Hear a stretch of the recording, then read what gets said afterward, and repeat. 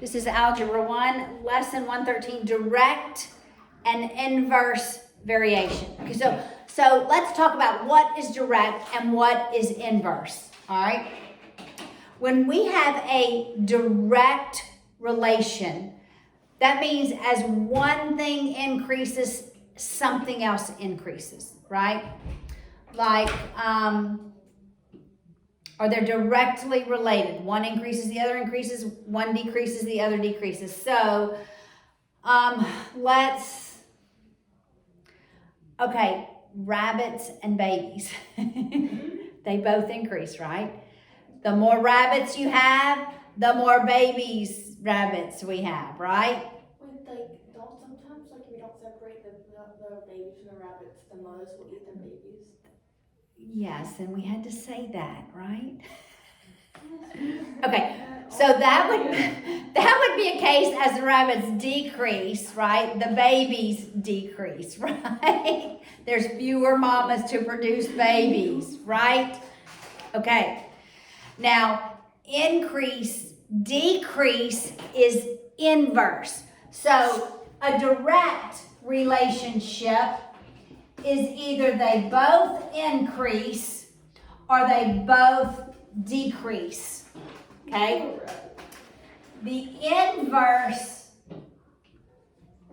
An inverse relation is when one increase causes the other to decrease, or one decrease causes the other to increase. All right? Now there's different formulas. There's going to be a letter K, and K is going to be our constant. We're talking about killing baby rabbits. K is going to be our constant. All right? Now. Is K always going to be your constant? Yes. All right? So let's say we're talking about boys and girls. Let's say that the number of boys is directly related to the number of girls. If the number of boys was directly related to the number of girls, this is how I write this. Boys equals K girls. That would be a direct relationship. Now, that is not the case, is it? Mm-mm. Because there are few boys here and a lot of girls, typically. They're typically inversely related. So if I said boys is inversely related to girls, then here's what your formula would look like. Boys equals K over G. This is an inverse relationship. Direct, it's one equals the constant times the other. Inverse, it's one equals the constant divided by the other. Got it? All right.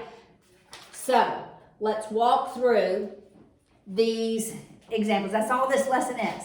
You have to memorize direct, one equals the constant times the other. Inverse, one equals the constant divided by Wait, that's the whole other. Lesson? Yes. We should just go right to the practice, see if we're. Well, we're gonna work the example ones, and then we'll go straight to the practice. I don't think there's many of them. Well, there's actually 5 of them. All right. Okay, so these are all in words. These are all in words. Okay, so 475. Look, the mass of a substance varies directly as the volume. Okay, so look what I'm going to write. Mass of a substance varies directly as the volume. I just made up letters that went with the words, right? I always know what K is, all right? If the mass of 2 liters, then I'm filling it in. If the mass of 2 liters of a substance, 2 liters is volume, sorry. Wait, what word resembles K in this word problem? Well, K is your constant. Okay. And that's the problem, Varies directly, K goes right there. We're not gonna give a number, we're gonna calculate the number for K, all right? So if the mass of 2 liters of this substance is 10 is the mass. That was kind of confusing. If the mass is 10 and the volume is 2 liters, okay? So it's gonna give me one set of numbers, so I'm gonna calculate the constant. If that is true, then what will be the volume that I'm going to solve for that? What will be the volume of 35 kilograms of the substance? Okay, did you see what I just wrote? I knew the formula because it was direct. They give me one set of numbers. This set of numbers is what I use to solve for the constant, K. Wait, couldn't you just do that? It's just to subtract 2 on both sides. No, because it's multiplied. All right, so I use the one set of given values to solve for the constant. Then I plug this constant into this second equation to solve for what I'm wanting to know. Got it? So divide by 2 on both sides. The constant, the way that they vary is 5. I just said that. Right? You said subtract. No, I said we're gonna distribute it on both sides. Okay, now I've solved for K. So I plug K in and I solve for V. The volume is 7. Okay, so what happened? The mass, look at this, the mass went from 10 to 35. Because it's direct, we should have expected the volume to also go up because they're direct, right? Oh, yeah. So the volume went from 2 to 7 and it went up. They both went up by a factor of 5. Okay? Are we talking about the mass or? No, in this one we were finding the volume. All right? But we use okay, practice makes progress, so let's work the next one. That's why we work these practice problems. Okay, so give me, and this is the words, but then as I get it out. Yes, yes. Okay, look at 2. The distance traversed by a car traveling at a constant speed is directly proportionate to the time. So speed is directly proportionate to the time. The distance traversed. The distance traversed is directly proportionate to the time that they traveled. There are a lot of adjectives in here and prepositional phrases. Right? The distance traveled, okay, by a car. That's one. Traveling at a constant speed. That's another. Is. So if you take out those, it's distance traversed is directly proportionate to time. Do you see that in the words? Okay. If a car goes 75 kilometers, that's the distance. In 5 hours, that's the time. How far, I'm solving for the distance. How far will it go in 7 hours? All right, so I have to solve for K. I'm using my first facts to solve for K. So I divide both sides by 5 and solve for K. What's my constant? 75 divided by 5? Say that? Somebody said it. Isabel said it 14. It's 15. Oh. 15. I thought I heard 15. Okay? So I take the 15, I substitute it in. Look, what happens to our time? Our time goes from 5 to 7. So what should happen to our distance? It should also go up. So distance is 15 times 7. What is 15 times 7? 80. Wait. So 5 times 7 is 35. Yeah, 105. Distance is 105. All right? Makes my fingers so All right, let's do another one. Okay? What are we doing? We're looking at direct and inverse relationships. They're going to give us one relationship. The values, we have to solve for the constant. Then we plug it into that second equation. 113.3, bottom of page 475. Under certain conditions, the pressure of a gas varies directly as the temperature. So pressure varies directly as temperature. You see how I'm writing that? Pressure varies directly as temperature. I always write the equation before I get to the numbers. When the pressure is 800 pascals, the temperature is 400 kelvins. What is the temperature? That's what I'm going to be solving for. What is the temperature when the pressure is 400 pascals? What happens to the pressure? It's going down. So what should happen to my temperature? It goes up. No, they're direct. Down. Both are going down. Okay? That's what you're expecting. I solve for K, dividing 400 by 400 on both sides. What's K? 2. Oh. Right? 2. I plug the value of K into this second formula to solve for the temperature. So now you just divide by 2. Yes. What's the temperature? 200. 200 kelvins. Kelvins, yes. All right. Put the Just K. kidding, he's already named You probably should put the K. All All right. So this is direct. Okay. Now let's work the inverse ones. The inverse ones are going to be the same. I'm going to write the formula. It's going to give me 2 of the values, then ask me for the other one. Okay?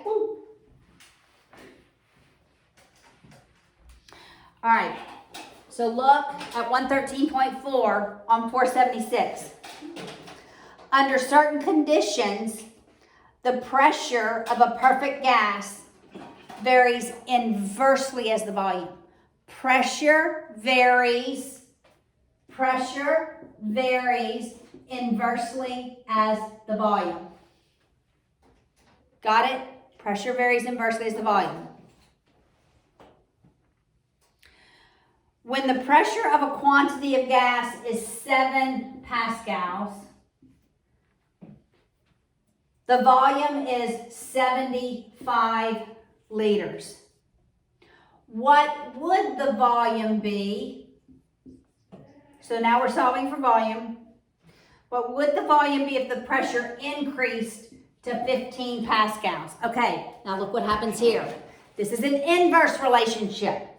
So pressure goes up, volume should go down. Okay, I'm going to solve for K. I solve for K by multiplying both sides by 75. I multiply both sides by 75 to solve for K. All right, 7 times 5 is 35. Carry the 3. 7 times 7 is 49 and 3 more. 52. 52, right? So K is 525. 15 equals, I substitute that in for K.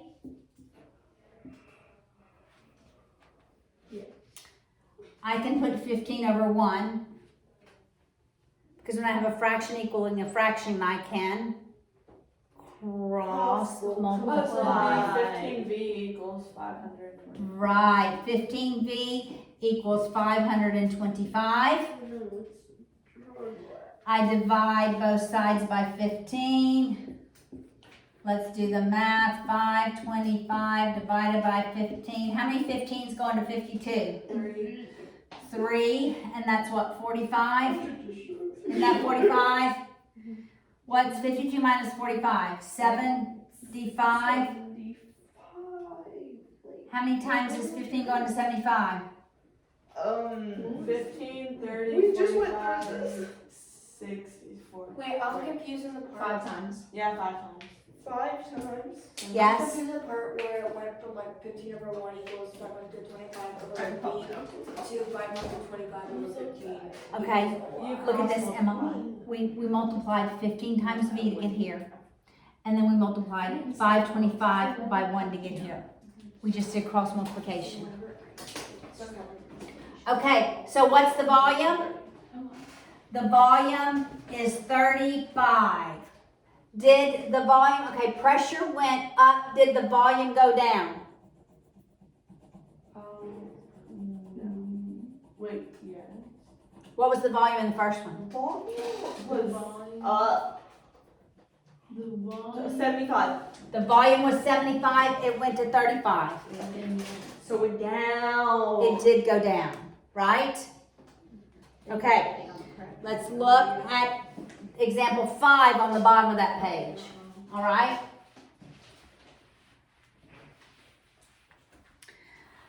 To travel a fixed distance, the rate is inversely proportionate to the time required.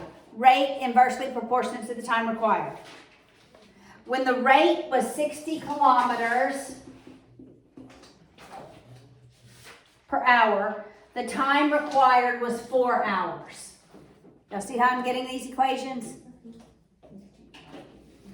What is the time required? So that's what I'm solving for. If the rate were increased to 80 kilometers. Okay? Rate increases, time should decrease. Time is at 4, it should be less than 4. Okay? I solve for K. Multiply by 4 on both sides.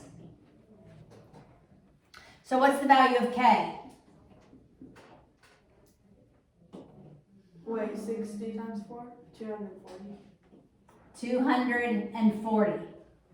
So I've solved for K. I substituted into this equation. 80 I can write over 1 equals 240 over T. So it'd be 80t equals 240. Yes, I cross multiply. That would be 80t 30.